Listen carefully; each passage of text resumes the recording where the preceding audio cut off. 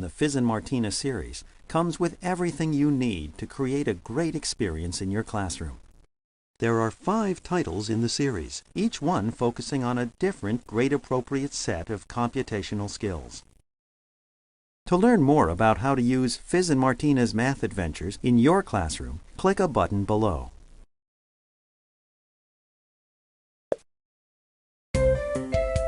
Each primary title in the Fizz and Martina series contains 4 episodes, which take about 1 to 2 class periods to complete. Throughout the Fizz and Martina process, students work in cooperative coaching teams. We recommend groups of 4 in which each student plays a distinct role. However, you may also use groups of 3 or pairs. For each episode, teams will need copies of the 2 teamwork pages. One student on each team should be designated as the writer and will be in charge of recording the team's answers. Students begin by watching and listening to the animated story. But back to the crisis. The pair of us, Virginia and I, would push a squinch down 5 inches. Would we fit under the footbridge? Eventually, the characters in the story encounter a math problem. The video comes to a stop, and students divide into their cooperative teams to work on the teamwork pages. These pages guide students through a 4-step problem-solving process, which requires students to represent a single math problem in pictures, numbers, and words. Let's take a look at this process, one step at a time.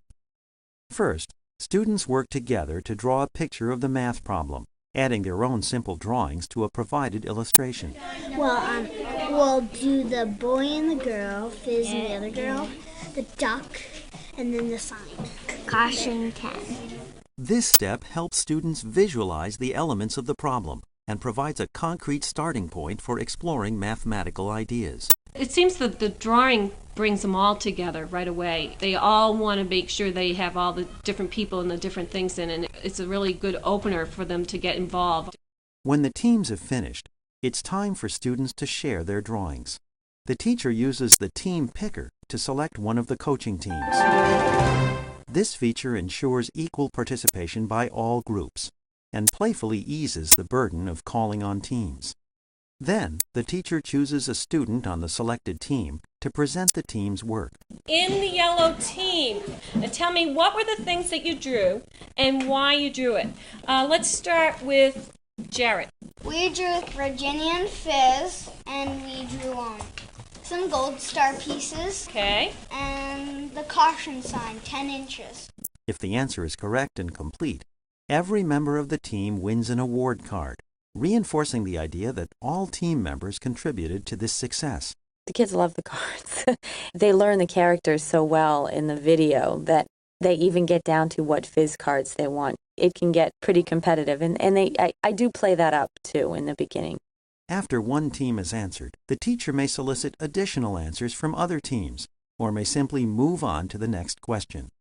Next, students solve the math problem and write a number sentence showing how they found their solution. 12 minus 7, 12 minus 5 equals 7. This step provides practice with the formal symbols of mathematics. When the teams have finished, the teacher again chooses students to share their team's answers. 12 minus 5 equals 7. Okay, where did you get the 12? The boat was 12 inches high. Okay, where did you get the 5?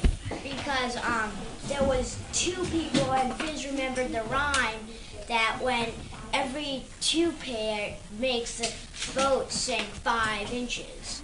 After representing the problem in pictures and numbers, the third step is to explain it in words. The teacher holds up a special Fizz puppet, then invites students to tell a story explaining how they solved the problem. Now, don't be afraid to tell Fizz here. Why are we looking at these numbers? What's happening? What's happening? When you got into the boat, then it was 12. It was 12 inches, what? Above the water, okay. And then when Virginia got in, it sank 5 inches. What does that have to do with the story? It's going to help you go under the bridge. This spoken retelling of the math problem helps students connect everyday language with mathematical symbols and operations. The part that they find hard is a third step where they have to just explain, because they feel that they have to have a pencil in their hand. Sometimes they get into too many details, and so we try to really, what is the main idea of the problem? Finally, students work in groups to predict what will happen next in the story. On the teamwork pages, students draw an expression onto Fizz's blank face, showing how he'll react when he finds out the answer. We drew him scared because the motorboat might catch up to him and they could catch him. No, let's make him happy because he gets in. The teacher chooses a student to explain the consequences of the math problem for Fizz. This step places the problem back in its narrative context, helping students see how math plays a part in their lives. When students have completed the teamwork pages, they watch a final animated segment which reveals the consequences of the math problem. And of course, the episode ends with a cliffhanger, so students can't wait to return to class for more mathematical adventures with Fizz and Martina.